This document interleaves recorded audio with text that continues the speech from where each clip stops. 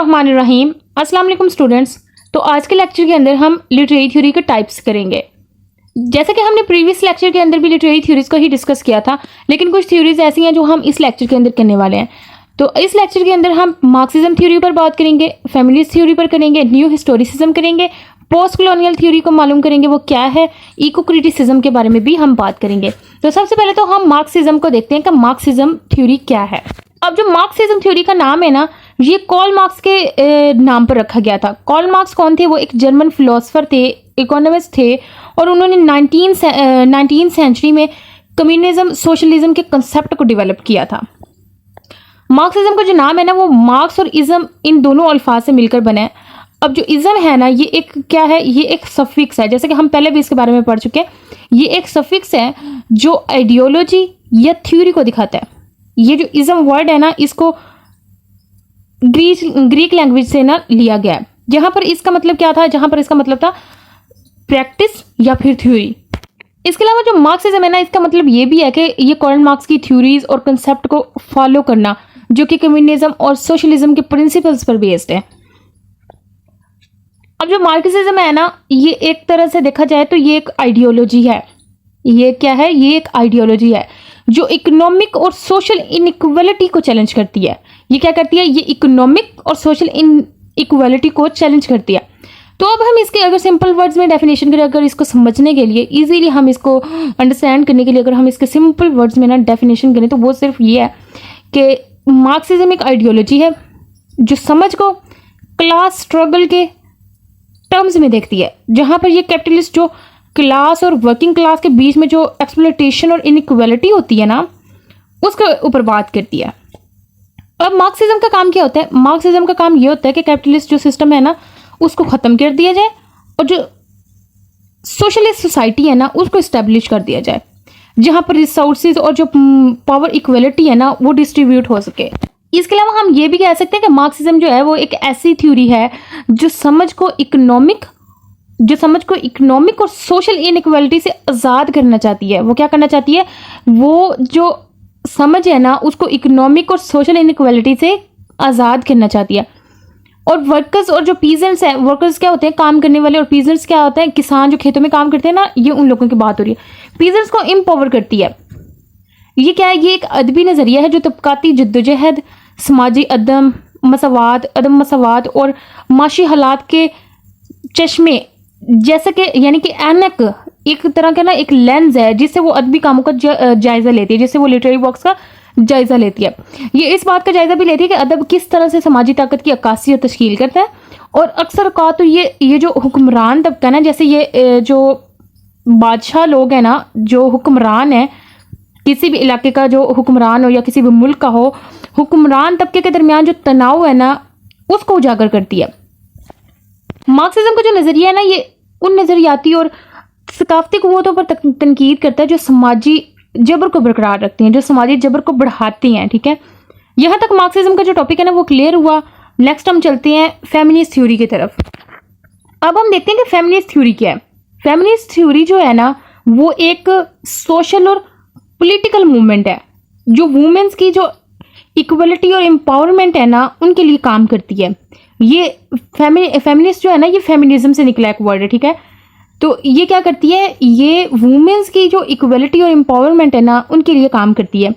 Feminist theory का जो main goal है वो ये है कि वो वुमेन्स की जो फ्रीडम और राइट्स है ना, उनको प्रमोट करे, और उनकी जो सोशल, इकोनॉमिक और पॉलिटिकल इक्वलिटी है ना, उसको भी अचीव करना इसका मकसद है। ये जो फेमिनिस्ट थ्योरी है ना, इसका जो मेन गोल है वो ये है कि वो जो वुमेन्स को उनके राइट्स दिलाए, उनके जो उनको सोशल, इकोनॉमिक और पॉलिटिकल इक्वलिटी को भी उसके अचीव करना चाहती है ये। अगर हम बात करें कि फेमिनिस्ट थ्योरी जो है, इसका नाम किन अल्फाज से मिलकर बना है, तो ये एक तो फेमिनाइन और एक इज्म से मिलकर बना है। ठीक है, फेमिनाइन किसे कहते हैं? फेमिनाइन का मतलब होता है औरत। ठीक है, वुमेन, या फिर औरत से जो रिलेटेड चीज़ें होती है ना, उसको कहते हैं। और इज्म तो एक सफिक्स है, जैसा कि हमने पहले भी इस बारे में पढ़ लिया है कि इज्म एक सफिक्स है जो आइडियोलॉजी या फिर थ्योरी को दिखाता है। ये किस चीज़ को दिखाता है? ये किस चीज़ को रिप्रेजेंट करता है? ये आइडियोलॉजी और थ्योरी को दिखाता है। फेमिनिस्ट थ्योरी जो एक ऐसी थ्योरी है जो लिटरेरी वर्क्स को जेंडर के लेंस से जांचता है। जो जेंडर है ना, जेंडर की एक तरह के वो जैसे बात कर रहे थे हम कि एक चश्मे के जरिए से ना वो उसको उसका जायजा लेता है, उसको जांचता है। और इस बात का भी वो एनालाइज करते हैं, इस बात को भी एनालाइज करता है कि वो समाजी ताकत के जो असरात है ना, वो ख़वातीन के तजुर्बात, उनकी नुमाइंदगी, उनका जो किरदार है, उनको किस तरह से वो मुतासिर कर रहा है, किस तरह से वो इफ़ेक्ट करता है उनके ऊपर। और ये इन तसव्वुरात और जो तासुबात है ना, उन पर तनकीद भी करता है। ये जो फेमिनिस्ट थ्योरी है, ये क्या करती है, ये इन पर ये जो इस तरह के तसव्वुरात है ना और जो तासुबात है ना, जैसे कि समझा जाता है कि औरत को एक निचले दर्जे की जो मखलूक है ना वो समझा जाता है, उसकी कोई राइट्स नहीं है, उनको किसी भी चीज़ के अंदर उनको आगे नहीं आने दिया जाता, उनको हमेशा पीछे ही रखा जाता है। तो ये उन चीज़ों को क्या करता है, उन चीज़ों पर तनकीद करता है। अब जो फेमिनिस्ट थ्योरी के रूट्स है ना, वो 18 से 19 सेंचुरी में है, जब वुमेन्स के राइट्स और इक्वलिटी के लिए ना मूवमेंट शुरू हुआ था ना, ये उस वक्त से है। फेमिनिस्ट थ्योरी ने जो वुमेन के सोशल, इकोनॉमिक और पॉलिटिकल जो इक्वलिटी है ना, उसके लिए बहुत ज़्यादा स्ट्रगल किया और अभी तक इसके ऊपर स्ट्रगल कर रहा है। अब जो फेमिनिस्ट थ्योरी है ना, इसके कुछ मेन पॉइंट्स हैं, वो कौन कौन से हैं। एक तो है कि वो वुमेन्स की जो इक्वलिटी और एम्पावरमेंट को इम्प्रूव करना चाहते हैं, ठीक है। उसके बाद जो ये जो थ्योरी है ना, ये क्या करना चाहती है, ये उनकी इक्वलिटी और एम्पावरमेंट को भी इम्प्रूव करना चाहती है।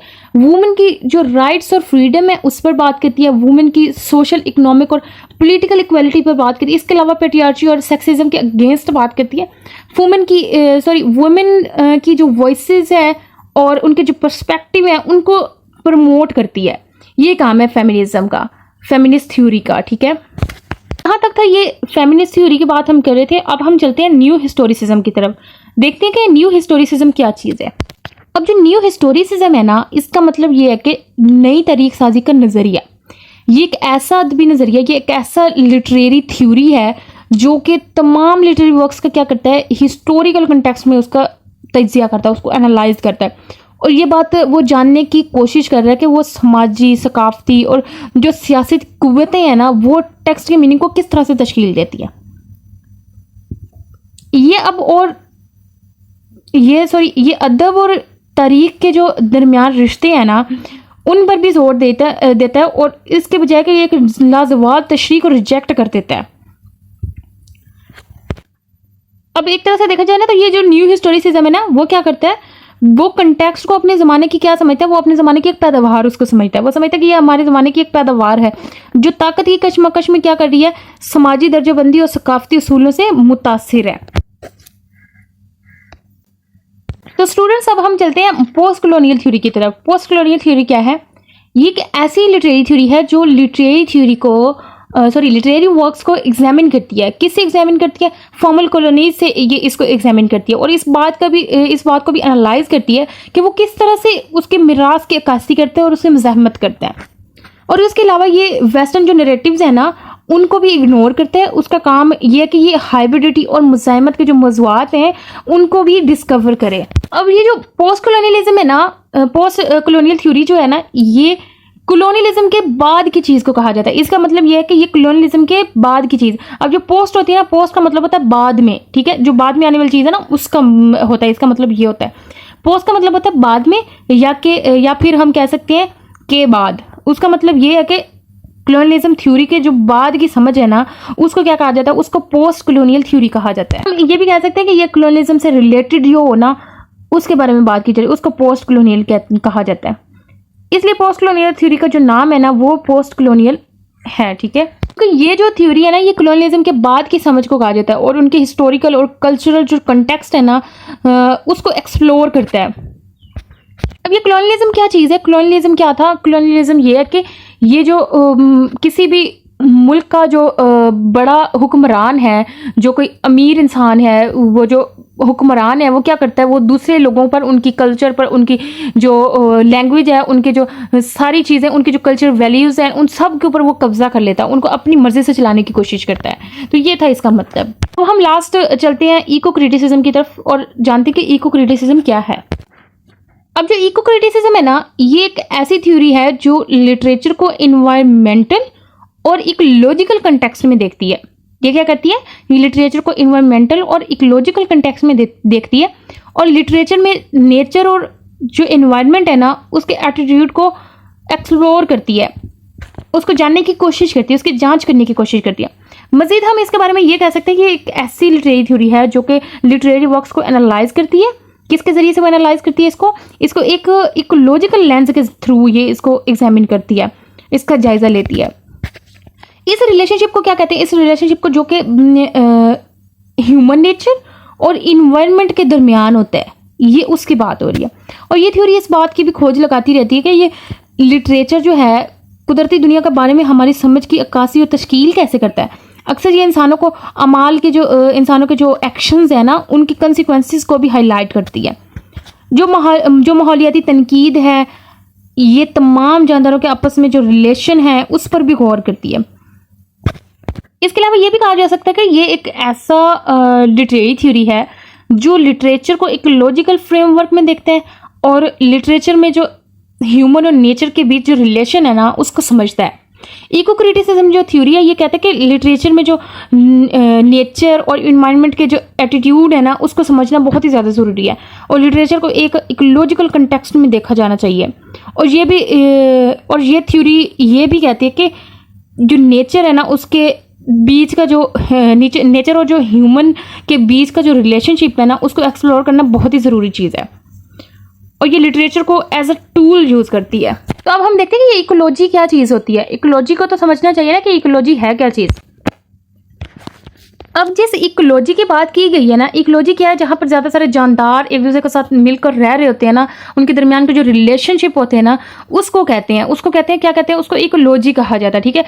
यानी कि माहौलियात, जहाँ पर बहुत सारे लोग एक कम्युनिटी में एक जगह पे वो इकट्ठे मिलकर रह रहे होते हैं, एक दूसरे के साथ जो उनके रिलेशंस होते हैं ना, वो मतलब जिस तरह से वो उनके बीच में रह रहे होते हैं, और वो क्या कहलाता है? वो इकोलॉजी कहलाता है, यानी कि वो माहौलियात कहलाता है, ठीक है। तो यहाँ तक ये लिटरेरी थ्योरी के टाइप्स को हमने डिस्कस किया।